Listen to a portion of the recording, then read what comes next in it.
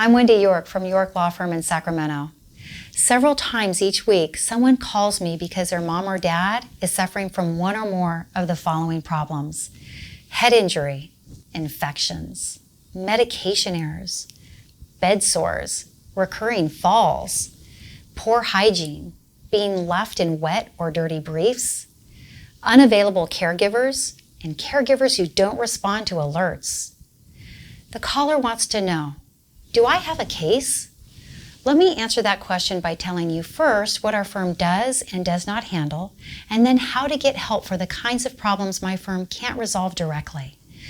Neglect or abuse can occur in different settings. One setting might be in the home, where there's a family member who is caring for a senior, and that senior is being neglected, abused, or financially being taken advantage of. I refer to that as a family caregiver problem, which is an area that is best handled by the District Attorney's Office, Adult Protective Services or APS, or the Long-Term Care Ombudsman, among other referral sources. If you are dealing with a family caregiver problem, please call my office and we will be glad to help you find and connect with the right department or agency.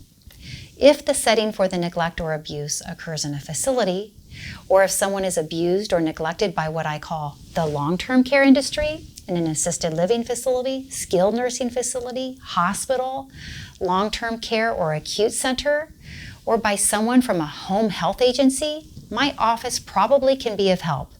So back to that question, do I have a case? Abuse or neglect by a facility or facility caregiver may be either a single event or an accumulation of events that occur over many days, weeks, months, or even years. What is a single event? A single event might be when a staff member drops a patient who then suffers a significant injury, like a fracture. A significant injury, even if it happens only one time, may still rise to the level of abuse or neglect. The way to tell if it's abuse or neglect is by looking at the facts and understanding why the injury occurred.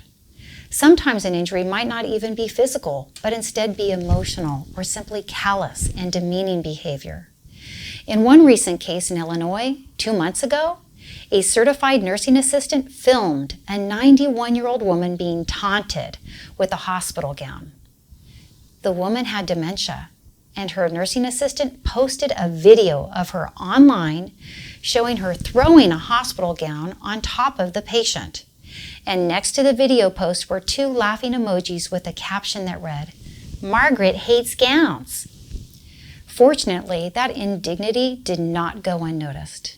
The 2 staff members from the nursing home were both fired, and the woman's family has since sued the facility for more than $1 million. The case is still pending.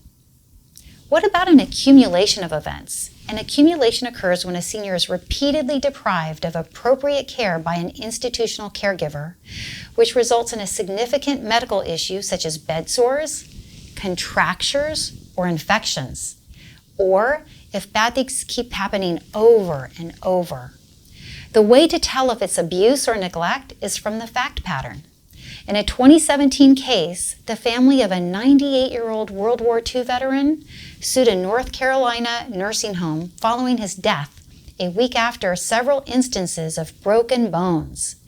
The man fell twice in 2016, the second time fracturing his femur. In 2017, he suffered another fall, and the staff just decided he only had a hand and shoulder injury. But 7 hours later, when he was still screaming from the pain, the nursing home staff finally x-rayed him and discovered he actually had an untreated leg injury. He was taken to a hospital where he died 2 weeks later.